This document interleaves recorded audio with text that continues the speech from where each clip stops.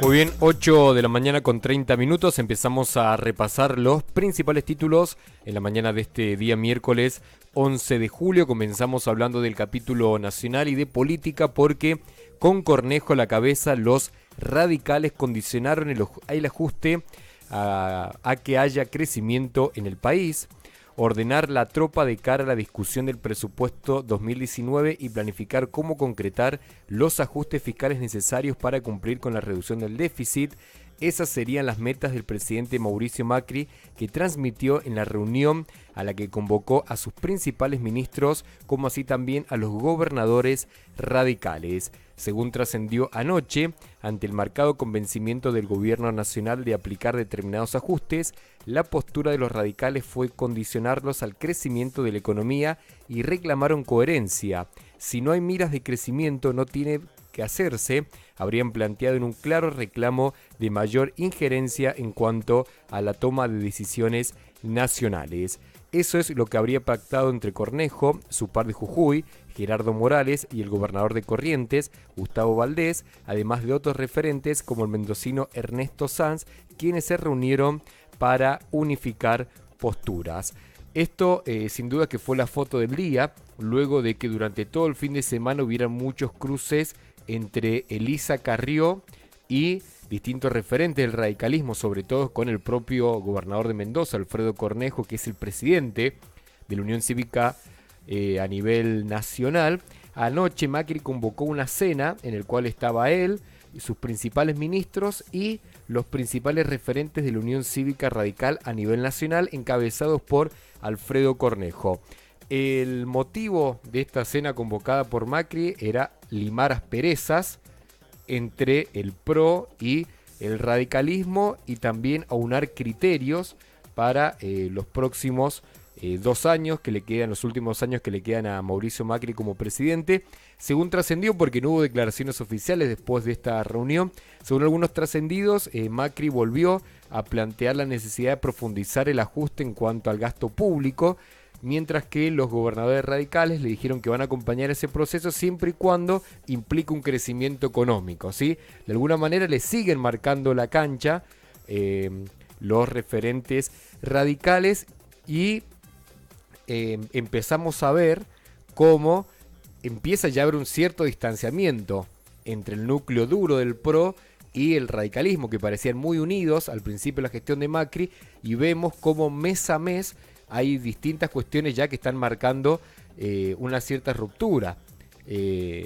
Como anoche se planteaba en algunos medios nacionales, no están tan convencidos los principales referentes del radicalismo de este ajuste tan fuerte que pretende hacer el gobierno de Mauricio Macri. Le están pidiendo ciertas condiciones para acompañar este proceso. Tal cual, Iván, creo que cuando tildó de peyorativa las declaraciones de Lita Carrió, diría que es una ex referente del radicalismo. Recordemos que el gobernador de Mendoza es el presidente del partido a nivel nacional, pero hay mucha gente del Partido Radical que no está de acuerdo con que él tenga este acercamiento al PRO, a Macri, justamente, y bueno, creo que en el porcentaje del caudal de votos, el radicalismo sin dudas es el que, digamos, mandaba en las elecciones, pero bueno, el PRO es el que manda en las acciones. Bien, otro de los temas que se discutió fue el tema presupuestario, porque Mauricio Macri pidió a los gobernadores de Cambiemos para el año 2019 un presupuesto mucho más acotado, con reducción del 30% del gasto público y sin ingreso de personal hasta el 31 de diciembre del 2019. Es decir, que Cambiemos quiere terminar su gestión sin ingresar más gente al Estado y reduciendo un 30% el gasto público. Esto, como decíamos, fueron algunas de las cosas que se estuvieron discutiendo anoche en esta reunión convocada por Macri con los principales referentes del radicalismo. Se puede leer como parte de la apertura que tiene Macri en su forma de gobernar, o también se puede leer como cada vez más diferencias que hay entre lo que propone Macri y lo que proponen los gobernadores radicales encabezados por el mendocino Alfredo Cornejo. Seguimos repasando noticias del ámbito nacional. Hablamos del tema aeropuertos porque dictaron la conciliación obligatoria y habrá vuelos este próximo día viernes, el gobierno nacional dictó la conciliación obligatoria en el conflicto aeronáutico para evitar el paro del próximo viernes, que amenazaba con hackear el comienzo de las vacaciones de invierno. La medida fue tomada por la Secretaría de Trabajo a cargo de Horacio Pitrao, que comenzará a regir a partir de hoy miércoles y estará vigente por 15 días. En este sentido, se indicó que la conciliación obligatoria intima a los sindicatos aeronáuticos a dejar sin efecto toda medida de acción directa que estuviesen implementando y o tuvieran previsto implementar por lo pronto por los próximos 15 días. Recordemos que el gremio, que nuclea a todos los trabajadores aeronáuticos y aeroportuarios, estaba reclamando la reapertura de las paritarias y otros temas laborales, y había amenazado con hacer un paro este próximo día viernes, algo que iba a ser de un impacto importante porque si bien Mendoza ya está en vacaciones de invierno, provincias como Buenos Aires empiezan el viernes sus vacaciones y mucha gente ya tiene planificadas sus vacaciones, y si le haces un paro de aviones, y se iba a complicar un poco el tema. Así que el gobierno dictó la conciliación obligatoria, así que por 15 días no puede haber paro del sector aeronáutico hasta que se pueda solucionar este tema.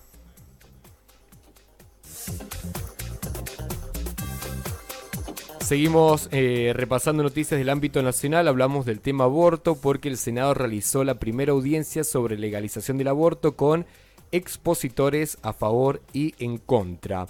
El Senado realizó ayer la primera audiencia pública sobre la legalización del aborto con la presencia de referentes de los ámbitos médico y legal que se expresaron a favor y en contra del proyecto que fue aprobado hace semanas por la Cámara de Diputados. Los expositores presentaron ante el plenario de comisiones de salud, de justicia y de asuntos constitucionales, que volverá a reunirse hoy miércoles en el Salón Arturo Illia a partir de las 10 para continuar con el debate.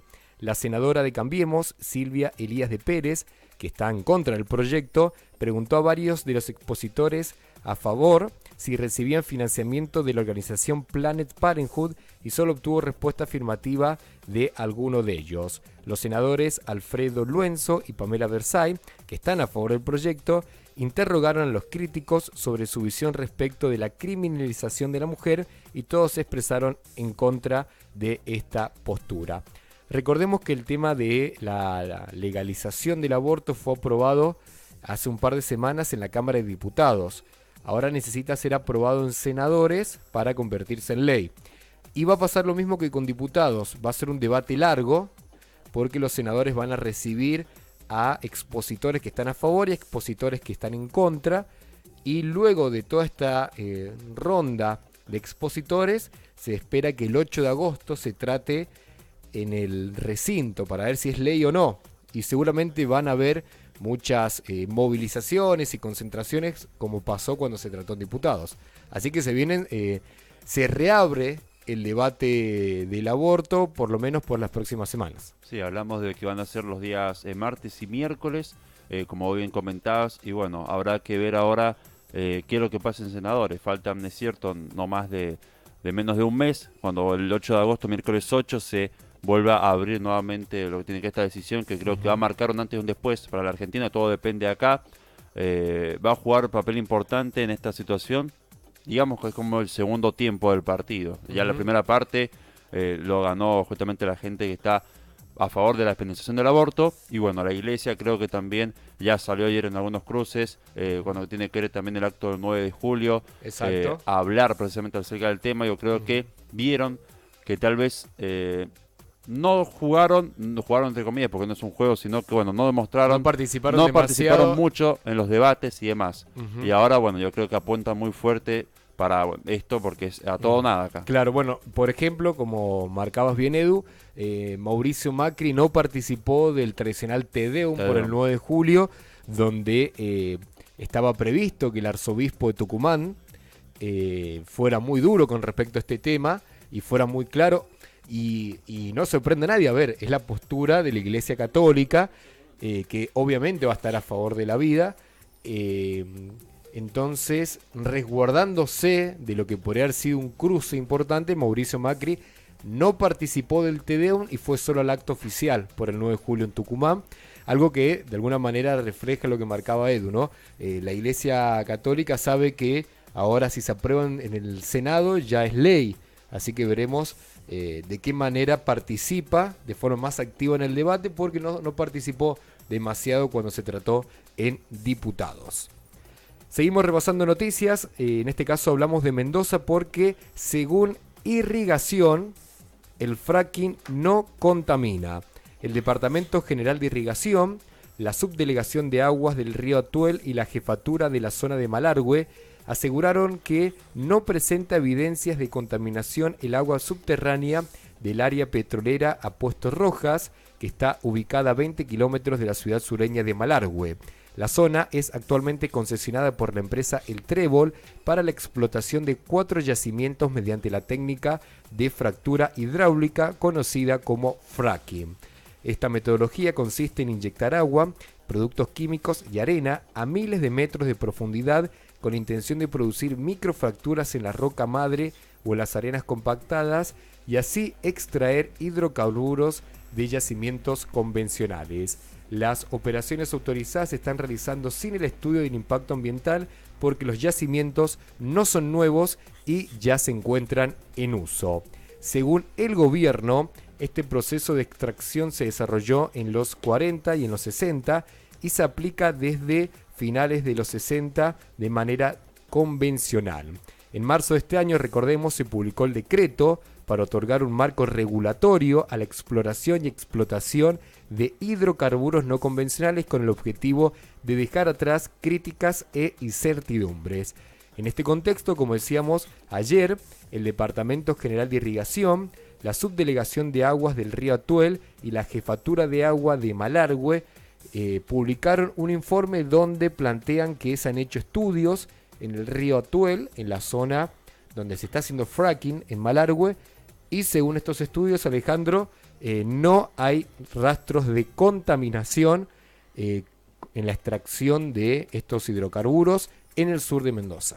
Sí, es correcto que cuando hablamos con Caligari, con el científico del CONICET, realmente dijo que no contaminaba, pero que sí utiliza mucha agua, que ese es el problema puntual, la cantidad de agua que utiliza el fracking, que es mucha, 20 millones tal vez de litros de agua no signifique mucho para algunas provincias, pero para Mendoza sí significa mucho, ¿no? Me parece que por ahí pasa la cosa, no tanto por la contaminación. Si bien esto es una cuestión política hoy, ya se está politizado, esto está politizado desde el primer momento, el marco regulatorio ya está, el fracking se va a hacer, se va a seguir haciendo, y bueno, el problema es el agua, claro, Iván, el la tema cantidad. Sí, como lo explicó acá el profesional con el cual hablamos en Impulso Ciudad, fracking se hace desde el año 40 y 60 en Mendoza. Claro. Lo que pasó este año es que en marzo el gobierno provincial de Alfredo Cornejo dijo, bueno, si se está haciendo vamos a ponerle un marco legal porque ya se está haciendo. Se publicó este famoso decreto, desde ahí que han habido muchas marchas a favor y en contra del fracking. Lo cierto es que ayer Irrigación publicó este informe donde dice, miren, hemos estudiado la zona donde se está haciendo fracking en Malargüe y no hay rastros de contaminación. Claro. Lo que no quiere decir, como bien planteaba Alejandro, que se está utilizando mucha agua para esta práctica. Así que bueno, al respecto, Edu, por ejemplo, aquí en Rivadavia hubo gente que se manifestó en contra de esta situación. Sí, hablamos de lo que fue al finalizar el desfile, el acto del 9 de julio en el barrio de Encinas, cuando hubieron personas que aparecieron con pancartas, carteles y demás, no al fracking, y bueno, empezaron a expresarse y manifestarse en su manera, de forma pacífica, sin golpear a nadie, sin acercarse ni agredir a nadie. Y bueno, luego se retiraron, pero estuvieron ahí bastantes minutos frente al palco oficial, obviamente donde se encontraba el intendente, entre otras autoridades. Y bueno, no estuvieron al principio, me parecía que yo creía que estaban al principio, llegaron tarde porque se veían que habían venido en vehículos y bueno, no estaban durante el desfile, sino que ya casi aparecieron cuando había terminado. Pero es cierto que sí se manifestaron, no al fracking. Sí estaba el ministro Martín Kirchner, que bueno, se retiró luego, pero él pudo ver la situación al respecto de este tema. Muy bien, seguimos hablando de noticias de la provincia de Mendoza porque, Aumenta la preocupación por el monóxido de carbono. La preocupación por las intoxicaciones por monóxido de carbono ya ha tomado notoriedad entre las autoridades y advierten que los números superan a los años anteriores. Daniel Burriesa, director de Defensa Civil, indicó que en esta temporada ya se han registrado más de 25 denuncias al 911. Esta cifra no contempla a las personas que asisten a través de sus propios medios a los hospitales. Las hipótesis pueden ser varias. Este invierno se ha presentado con temperaturas más crudas y las tarifas han sufrido incrementos importantes. Así que desde Defensa Civil reiteran a la población cuáles son las principales medidas a tomar para evitar intoxicaciones por monóxido de carbono. Primero que nada, revisar todos los artefactos de gas, inclusive los de tiro balanceado. No usar hornallas u hornos para calefaccionar. Mantener los ambientes siempre ventilados. La llama de las estufas debe ser azul. Si es naranja, se debe llamar al gasista matriculado y se debe apagar las estufas antes de ir a dormir. Ante síntomas de intoxicación, llamar al 911 o recurrir al hospital o centro de salud más cercano. Defensa Civil sale a recordar estas medidas de precaución teniendo en cuenta que han aumentado con respecto al año pasado los casos de personas intoxicadas por monóxido de carbono y lamentablemente hay que decir que en esta temporada de invierno ya 2 personas han fallecido en nuestra provincia. Una fue ayer, un abuelo de Guaymallén que lamentablemente murió asfixiado por monóxido de carbono por problemas que tenía de calefacción en su hogar. Así que a tomar mucha precaución porque es un tema muy difícil. Muchas veces tenemos mucho frío en casa, entonces bueno, decimos dejamos el calefactor en mínimo, nos vamos a dormir o estamos todo el día encerrados dentro de casa y esto bueno puede generar... ¿Alguna alternativa? Que son los problemas ahora, ¿no? Como Claro. el gas está caro, alguna alternativa como los braseros, que es lo que no se debe hacer, pero por ahí la gente, al no tener la posibilidad de pagar la factura de gas, esa es la realidad, ¿no? O que no llegue el gas a sus casas. También. Claro, o muchas veces en ambientes en los cuales no se pueden calefaccionar bien, muchos optan por, dejo el horno abierto, dejo las hornallas prendidas para calefaccionar esa parte de la cocina, comedor, buscando la gente un poco de alivio ante el frío, pero bueno, tenemos este problema de la famosa muerte silenciosa, Alejandro, ¿no? Exactamente, porque el monóxido de carbono, es como vos decís, Iván, no tiene olor realmente. Si bien el gas le pone una sustancia para que genere olor, el monóxido de carbono no tiene olor y es 200 veces más afín a la hemoglobina que el oxígeno. O sea que con respecto al oxígeno, como decimos, la intoxicación es muy fácil y el cuerpo se contamina inmediatamente y es muy difícil revertirlo, por lo que mucha gente ha fallecido y sigue habiendo este tipo de accidentes de ingestión de monóxido de carbono y intoxicación que puede producir la muerte, obviamente, porque la hemoglobina, que es la que lleva el oxígeno, es más afín al monóxido de carbono y ahí está el problema, ¿no? Y estos obviamente no están fuera de lugar cualquier tipo de hogar, ya sea de clase baja, clase media, clase alta, totalmente. porque pasa en todos lados, más allá de que uno vea y dice, no, yo tengo un calefactor que lo compré el año pasado, está nuevo, no le pasa nada. No. Todos los años se tiene que hacer una revisión para obviamente constatar que están funcionando al 100%, porque puede pasar desde una casa de un barrio con bajos recursos hasta una casa que tenga la última calefacción y bueno, en todos lados, así que nadie está apartado de este tema. Lo ideal es tener en calor el equipo de aire acondicionado, pero después La boleta de luz, claro. después hay que llamar a la cooperativa, ¿no? Sí. Y hablar con Fornasari. Decirle, mira, quiero calentarme con el equipo de aire. Se pueden tomar muchas medidas. Estar abrigado dentro de casa, uno muchas veces en casa quiere estar cómodo, pero hay que abrigarse dentro de casa, no va a ir de remera en invierno. Muchas frazadas. Ah, Hay que abrigarse, debajo de las puertas hay que colocar burletes. Hay que dice lo que dijo el presidente, no se puede andar en pata en casa. Claro, y bueno, pero es la realidad, es invierno y estamos en una provincia muy fría, hay que abrigarse dentro de casa, poner burletes debajo de las puertas en ese hilo de luz por el cual entra mucho frío, cartones en las ventanas durante la noche, hay muchas formas de evitarlo, un cafecito bien caliente, algunos toman una petaquita también antes de dormir, eso calienta el cuerpo también. Exacto, usted dijo algo muy muy correcto que es las ventanas. Lo de la petaca. Lo de los vidrios. las Sí. cortinas gruesas o los cartones es importante que lo sepa la gente, porque el vidrio deja pasar el frío. Claro. Ujú. Y se pone muy frío cuando hay mucho vidrio en una casa, entonces una de las alternativas es la cortina, ¿no? Pero si no, cartones o algo que impida que el frío pase para poder mantener un poquito el calor. Ese poco calor que se puede generar hoy con la cocina, con lo que tenga uno, ya sea calefacción eléctrica o calefacción a gas, ¿no? Claro. Cualquiera de las dos son caras. Igual Sí. recordemos siempre y cuando Cualquiera de las dos son lujo. durante la mañana, principalmente el mediodía, que es donde un poco le entra la temperatura, ventilar la casa a menos 15 minutos. Eso es muy importante, es muy importante porque estamos todo el día encerrados. Entonces, bueno, en el momento que uno está limpiando, que está el cuerpo en movimiento, aprovechar, abrir las ventanas, abrir la puerta, 10, 15 minutos, ventilar. Y una vez que calefaccionamos el lugar, que cerramos todo, prendemos la estufa, ahí sí, ponemos cartones en las ventanas, ponemos los burletes, nos abrigamos. Cuando estamos calentitos, apagamos la estufa Y la para otra- ahorrar y para evitar intoxicaciones por monóxido. Y ¿Sí, la otra Alejandro? muy válida es la que usted dijo, tomarnos una petaquita de algún whiskycito. Es más barato que la factura de la luz, ¿no? Y ahí te pone una frazadita, una Tal serie cual. en la tele y listo, Y calentito. listo, totalmente. Bien, para cerrar, hablando de vacaciones de invierno, se estima un 70% de ocupación en estas vacaciones en la provincia de Mendoza, con el receso invernal ya iniciado en varias provincias del país, Salta, Córdoba, Mendoza y otras prontas a iniciar, por ejemplo Buenos Aires, que empieza el viernes. Desde el sector turístico y hotelero local realizan las primeras estimaciones con respecto a aquellos que eligen Mendoza para descansar durante las vacaciones.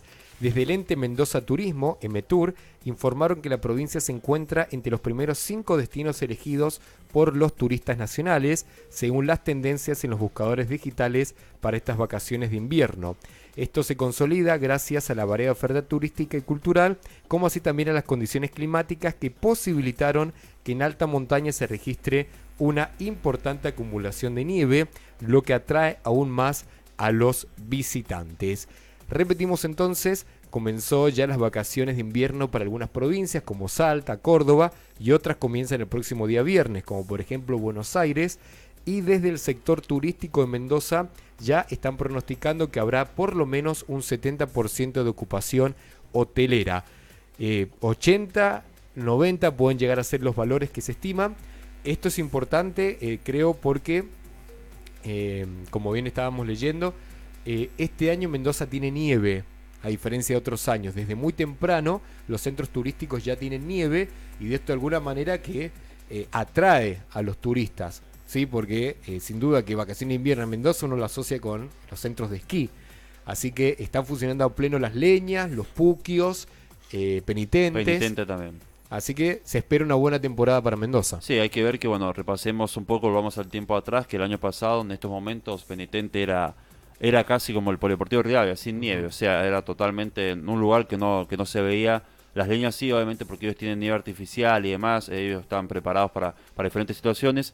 Pero por lo general en estas cuestiones se ha elegido a Mendoza por esta cuestión, por tiene que ver la parte turística, la parte de la nieve y demás. Y bueno, desde Buenos Aires podremos observar que en diferentes programas sale la publicidad de diferentes, obviamente, empresas de transporte que dan opción a Mendoza para sacar con tarjeta de crédito y demás, entre otros lugares del país. Pero Mendoza está entre esas 3, 4 opciones de Argentina. Bien, y ahora se puede saber el tema porque mucha gente reserva por páginas como Booking, Despegar.com, Exactamente.